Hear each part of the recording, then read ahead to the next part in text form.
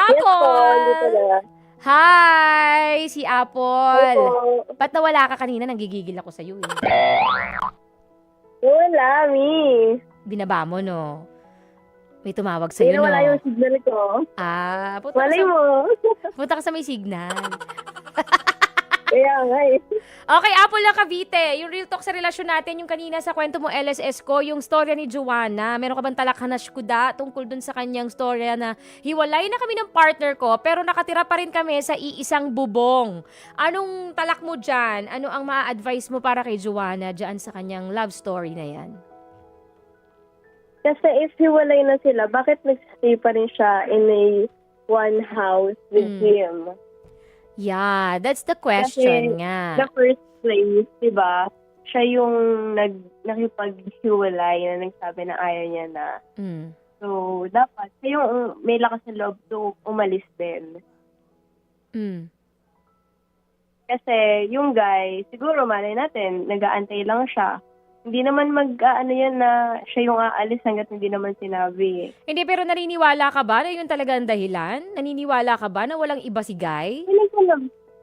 Si guy naman kasi, syempre, hindi naman natin masasabi if meron nga ba talaga siyang iba. Hindi niya naman aaminin yun. Kahit sino naman hindi aaminin yun, di ba? Mm. So, siguro meron din siya ibang reason kung bakit niya tinuloy na umalis na lang din and hindi na lang din ituloy yung relationship na yun. Baka hindi kasi niya nakikita na yung girl na yun is para talaga sila sa isa't isa. Kasi naniniwala din kasi ako, yung may iba kasi ako mga friends na guy na may sinasabi sila na yung lalaki daw, once daw nakita nila na yung girl is parang mapapangasawa na nila. No matter what, gano'ng katagal or nakipag-live-in na sila. As long as hindi nila nakita yun na mapapangasawa nila, hindi talaga nila aasawahin yun. Ay, yeah, totoo alam nila yan. na parang at the end of the day, parang may magkakaroon na rason para hiwalayan. So, para naman kasi yung girl is, syempre dapat, isipin niya muna yung mga actions niya din, and then kung ano man yung mga nasabi niya. Pero kasi, naniniwala ako na as part of a na girl is, kailangan din kasi huwag tayo maging dependable sa kanila. Kasi malay mo yung ganyan, di ba nasa isang house na sila, is that parang pag naghiwalay, parang guguho na rin yung mundo niya. Pero alam mo So, kasi, kailangan- meron kasing ginagawa din to si Guy eh. May gesture siya na parang sila pa rin. Hiwalay sila pero parang sila pa rin. 'Di ba magkasama sila sa isang bahay. Tapos hinahandaan niya pa rin ng breakfast, kinikiss niya pa rin sa noo. Wala naman na sila. Wala na sila noon. Pero ginagawa niya pa rin. Tapos, and then after that, malipas ang ilang araw, ilang linggo, nag-iba na siya. Hindi na maka-access sa social media si girl. Tapos umuwi ng Pilipinas Siguro mag-isa. dapat, lang. Tapos tinanong kung may iba, Siguro wala dapat- naman daw.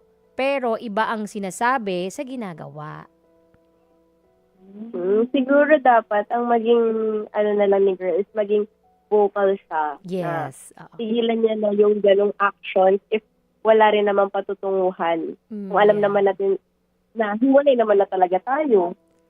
Oo, I think yun one nga, thing- mainam na meron sila dapat na klarong usapan kung ano talaga ang meron sa kanilang dapat dalawa. din, ang nila, closure, and then dapat wag na sila magstay sa Iisang isang bubong. bahay talaga. Tama.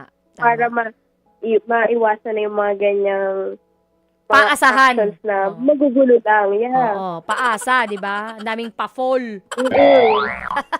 True. Asang-asa ka na, baka gusto niya pa magkabalikan kami. Tapos ending, may mga pagkakataon na Baka may ka-chat chance siya. pa. May ka-chat may mga ka-chat, may ka-video call. Dati pinapakita daw, ngayon hindi na. So, ibig sabihin, may nililihim na talaga. May iba na yun. Oo. Wala na yun. Oh, Hiwalayan niya na talaga. kaya wala na talagang dapat, magsama pa sila sa isang bahay. Kung hiwalay. Diba? True. Para wala nang Closure na lang. ganyan. Malinaw na usapan na Yun. tapos na sila. Yun, closure. Para wala nang aksayahan ng panahon at oras. Move on agad ka nun. Mabilis lang dapat. True. Digital na nga ngayon ang karma. Dapat pati pag move on, digital na rin. Mabilis. Ganon. Di ba, Apple? Oo. Tama. Yes. Tama yan. Oh. Tsaka eto rin, yung sinabi mo rin kanina na, yung sa mga hiwa-hiwalaya na ganyan, dapat wala talagang hamunan na ganyan, ha? Pagka nag-aaway, away lang, diskusyonan, usapan, walang hiwalaya, walang hamunan na ganyan. Kasi once na maghamon ka ng Baka mamaya ganyan, mag-isip pa yun eh. tama, 'di ba? Walang hamunan na ganyan na para bang binibitawan mo lang na na I love you, 'di ba? Yung salitang, hiwalay na tayo! Mm. Tapos pagka nagkatotoo, magsisisi ka, 'di ba? Walang ganun dapat. Yak ka dyan. Tama. Kung makapaghamon ka ng hiwalayan, bukas single ka na, tingnan mo. Thank you so much, Apple ng Cavite, sa iyong pakikireal talk sa relasyon ni Joanna, kanina sa ating Thank you kwento po. ng LSS ko. Thank you so much, Apple. Tawag ka ulit next time. Mga kapatid, patuloy po kayong tumutok sa 105.9 True FM para sa totoong balita, impormasyon, music, and entertainment.